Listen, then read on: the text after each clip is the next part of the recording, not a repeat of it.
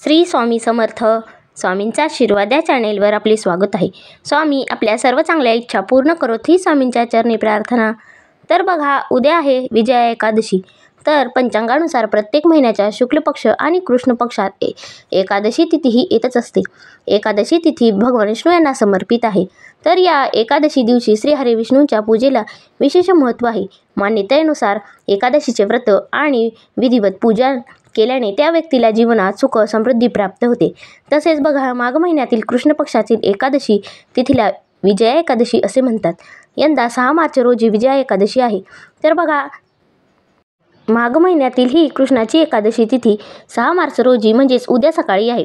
तर उद्या सकाळी 6:30 सुरू होईल आणि 7 मार्च रोजी पहाटे 4:13 ही समाप्त होणार आहे. उदय तिथीनुसार 6 मार्च रोजी विजया एकादशीचे हे व्रत केले जाणार आहे. तर बघा, या एकादशीच्या दिवशी सकाळी लवकर उठून स्नान करून घ्यायचे आहे. घरातील सर्व स्वच्छतेची कामे आपल्याला करायची आहे. त्याचबरोबर घरातील देवघराची स्वच्छता आपल्याला करायची आहे. या व्रताचा संकल्प करायचा आहे आणि भगवान श्री हरी विष्णू यांचा जलाभिषेक करायचा आहे.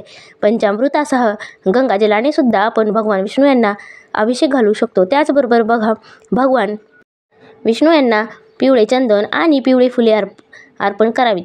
देवासमोर साजूक तुपाचा दिवा लावा आणि बघा, या दिवशी या एकादशी व्रताची कथा अवश्य वाचावी. त्याचबरोबर ओम नमो भगवते वासुदेवाय नमः या मंत्राचा जप आपल्याला करायचा आहे.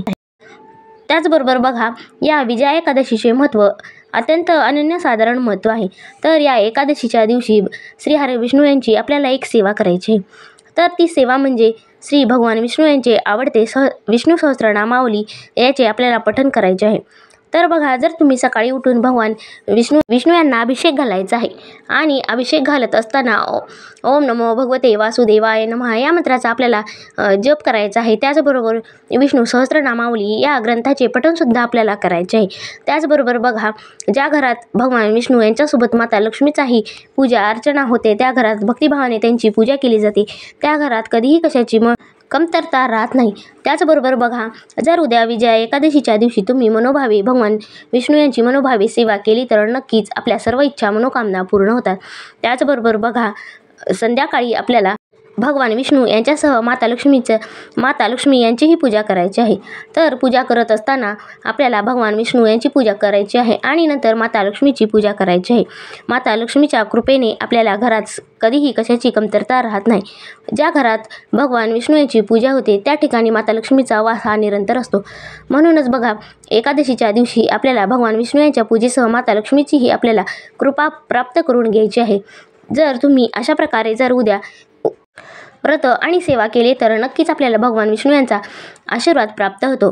त्याचबरोबर बघा, भगवान विष्णू यांचा सगळ्यात आवडती सेवा म्हणजे विष्णू चालीसा. जर विष्णू चालीसा जर तुम्ही संध्याकाळी प्रदोष काळात जर वाचले तर नक्कीच आपल्या सर्व मनोकामना पूर्ण होतात. तर बघा, आपल्याला सकाळी लवकर उठून भगवान विष्णू यांची पूजा करायची आहे आणि या व्रताचा संकल्प करायचा आहे. दिवसभरात कधीही कुणाशीही भांडण करायचे नाही आणि कधीही कुणाचे वाईट चिंतायचे नाही. त्याचबरोबर बघा, ओम नमो भगवते वासुदेवाय नमः या मंत्राचा आपल्याला जितक्या जास्त वेळा हा जप करता येईल तितक्या जास्त वेळा आपल्याला हा जप करायचा आहे. आणि विजया एकादशीचे एक महत्त्व आहे की जे कोणी या विजया एकादशीच्या दिवशी भगवान विष्णू यांची मनोभावे सेवा करतात, माता लक्ष्मी यांची मनोभावे सेवा करतात, त्यांना कुठल्याही गोष्टीमध्ये पराभव हा येत नाही. अशी मान्यता आहे की रामसेतू बांधत असताना श्रीराम यांनी या व्रताचा वसा घेतला होता, म्हणूनच त्यांचा रामसेतू हा बांधला गेला. तर बघा, अशा प्रकारे जर तुम्ही ही सेवा केली तर नक्कीच तुम्हाला प्रत्येक कामात यश येते, तुम्हाला विजय प्राप्त होतो.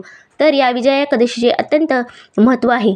तर बघा, उद्या व्रत करणे आणि भगवान विष्णू यांची सेवा आराधना करणे तितकेच महत्त्वाचे आहे. तर बघा, अशा प्रकारे जर तुम्ही ही भगवान विष्णू यांची सेवा केली तर नक्कीच तुम्हाला तुमच्या आयुष्यामध्ये कधीही कुठल्याही गोष्टीची कमतरता राहणार नाही. तर बघा, आजच्या व्हिडिओमधील माहिती तुम्हाला कशी वाटली हे नक्की कमेंट करून सांगा व आपल्या स्वामींचा आशीर्वाद या चॅनेलला सबस्क्राईब करा. श्री स्वामी समर्थ.